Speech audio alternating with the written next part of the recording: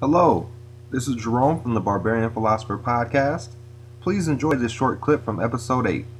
Make sure to let us know what you think about Bisping calling out GSP in the comment section below. Is it purely monetary? Is he ducking Romero? Or something else that we missed altogether? We'd love to hear your thoughts on this. So, the loudest call out for GSP has been from Bisping. Bisping has been saying like he really wants to go after money fights, and his next fight he wants to be George St. Pierre. And don't get me wrong, Bisping has always had a history of being game to fight. Incredibly game to fight if you think about what happens in his fights. Yeah. I don't doubt Bisping's heart. It makes sense financially. But a little bit of me has to wonder if he just doesn't want to deal with those Cuban problems. If he's not ducking Romero, you know. Yeah. Because, I mean, that's a scary motherfucker. I love you. Yeah. Michael! You remember Germany? That fool is... He's unhinged, I think. It looks like he's got a screw or two. Yeah, he does. But, yeah, considering, you know, how banged up Bisping got fighting H-Bomb, Hendo, you know. First time or second time? Both. Both. I don't know if he recovered from the first one. Man, I mean, the second one, his face was just battered, man. Yeah, he takes a lot of damage, man. Yeah, he does. He does. And so, considering Yoel's power and his wrestling acumen, I wouldn't blame Bisping for like, man, I'd rather just go for the bigger money fight. Bisping, like, I'm trying to think of him being taken down, put on his back and beaten up. I don't think that happens that often to Bisping. That he gets taken down and beaten up. You're right. He usually gets just rocked. Like when he loses, it's usually because he's just been, absolutely clobbered. And it happens a lot, even when he wins. In fact, half of his wins are like that, when he's taken a big knock and he's been dropped once or twice. Silva was the same. That Silva fight was the same. He got dropped, albeit in kind of hazy circumstances. But Romero does have that. Mm-hmm. So if they did fight each other, look, he might persevere. He's done it before. That's true.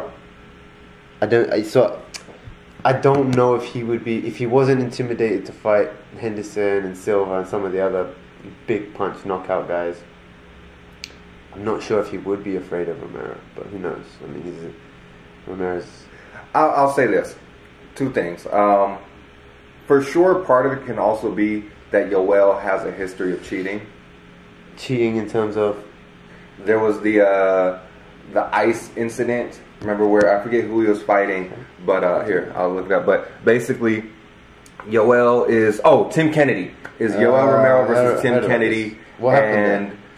For my sake and the viewers, what happened? Basically, Tim was winning. Yeah. The bell rings. They go sit down, and once the bell rings for them to get back up again, Yoel Romero's team accidentally spills ice all over the floor, so that they have to then prolong the time to clean all the ice off of the floor. And then Yoel is sitting down while this is happening, catching his breath. Yeah. And the ref's like, all right, come on, get up. And Yoel's like, what? No speak English. I'm like, what? Huh? I don't understand. What do you want me to do what now? And he ended up getting like a full minute of extra recovery time and ended up coming back and beating Tim Kennedy after that. There's, of course, the allegations and the issues of performance enhancing drugs. I mean... It could definitely be that's a compliment, but still, like, he's built like something else, man. Yeah, man. I mean, a lot of those guys who are that heavily muscled do turn out to be on something. Yeah. Obviously, like. I think he got popped before. Did he actually get caught for it? I believe so. I feel like, I'm not being funny, but I feel like the Cubans that happens a lot to the Cubans. There was a Hector Lombard and maybe one or two others. Yeah, same thing with like Brazilians. Brazilians, yeah. They get caught a lot for it. I think it's just a cultural thing. I think it's standard practice, and they just don't see it as that big a deal. Whereas in America, it's such a monstrous, Yeah. Not to say that half the American athletes aren't on it in other sports, but still, or even in the UFC, according to Nate Diaz. Right. All these motherfuckers on steroids. Everyone. Let's see. Yoel Romero busted for PEDs. Yeah. So for sure, I think there's an issue with, Bisping is always, so-and-so, he's a fucking cheater. He's a fucking cheater. Is that what he said? Yeah, Bisping is always, going off on somebody for cheating. And for being on steroids. And so I could see him not wanting to grant Yoel that base just on that. He looked pretty game when he was flipping him off. Yeah, that's true. But then how much of that is just like, for the camera? Yeah, I'm sure a lot of it is for the camera. All right, so apparently, Yoel Romero gets 6 months suspension from USADA for failing drug tests. Okay, so he has been busted before. And what was the drug he was on? And it was. It's from SB Nation or MMA Fighting. Yoel Romero gets 6 months suspension for USADA for failing drug tests due to contaminated supplements. Okay. That whole issue to me is kind of weird because it seems like everybody, and we mentioned this before on one of the other podcasts, everybody now is getting popped for like some tainted dick pills, or I have to wonder if people aren't just going out and looking for brands. Like it's just very suspicious. All I did is I take something from GSP, almost as a kind of masking. Or exactly. It's a scapegoat, if you will. Because you look at the dude, and if it looks like a duck, it smells like a duck, it quacks like a duck. Yeah, it's probably a duck. It's probably a duck. He's, he looks like a duck to me. I'll tell you that. Man. If you catch me. So the point I was gonna make though is I wouldn't be surprised if Michael Bisping goes ahead and has a big fight. Let's say he fights GSP. Makes a huge payday, and he's like, all right, well, this was fun, you guys. I made it. I got my belt. I made my big payday. Yoel, go fuck yourself. That wouldn't surprise me. So I'm interested to seeing how that plays out. But again, now that I'm just thinking about Bisping, he doesn't. I don't think anyone will blame him for that.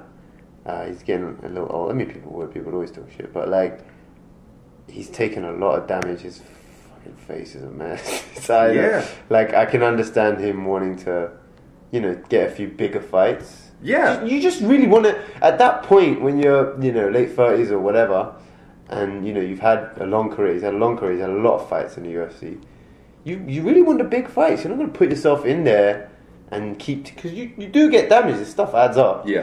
You want the big money to get you back in the ring. You want those big money fights. And if Romero is not a big money fight, I can understand him not taking it. It's a big risk in comparison to the type of money he would get on a super fight. And especially because, as we said, these super fights are like a dime a dozen these days. Every couple months you get in a super fight, or every UFC event you're getting something that was a once a year event a few years back. Absolutely. So why would they take these high? It's the same type of thing that happened with Glover Teixeira when he came into the UFC, where fighters knew who he was, but they're like, he doesn't have a very big name, so I'm not going to make much from it. And if I lose to him, I lose to a supposed no-name guy, but he's a dangerous motherfucker. So it's high risk, low reward. High risk, low reward, exactly. And I feel like, the Yoel Romero situation, if you compare it to a GSP or a Nick Diaz return fight, it's like high risk, low reward. And if he takes that fight, he has to wait another 6 months to a year to get the other one after. In the bigger weight classes, they don't fight 4 times a year. That's true. So I get it if he wants to dodge Romero for whatever reason and just take the bigger. If there's a bigger fight on the episode, if that's on the cards, if there's nothing else on the cards, then I think he has to take that fight. I don't think there's who else is in that weight class that would give him a title fight. The only person, not for a title fight. He would have to fight Yoel. The only person I can see him doing again is a Rockhold rematch. Rockhold, yeah. I was about to say could see that. Rockhold, yeah. I could see that. They're saying Ronaldo Souza is fourth. Yeah. That's not a big enough name for him, I don't think, at this point. I don't think it'll be a big draw. I think going by merit, it's a good fight. Yeah, it is a good fight. But by financial gain, I don't think that it weighs very heavy. No, I don't think so. Not for the casual fan. And not a Weidman anymore. Musasi's on a run, but for some reason Musasi's a weird guy because he's got 41 MMA wins, and he does have the potential to really, last 3 fights at TKO, Belfort, Uriah Hall, and Thiago Santos, all good guys he's knocked out, put away. But for some reason he's never really in contention for a title fight that I remember. Not in the UFC. That's true. And he has such a long career. Like, I'm intrigued as to why he's not higher up. To be honest with you, that's a good point. I wonder if it's just if it's not an immediate presence issue, or if they feel like he's just not very marketable. Yeah, he doesn't talk a lot. He's pretty calm, pretty tame. He doesn't have that kind of rah yeah, style. Exactly. But I think for pure MMA fans who used to watch Strikeforce and Pride and that type of thing, for me personally, I'm a big fan of Musasi. I'd like to see him getting up there and getting a title.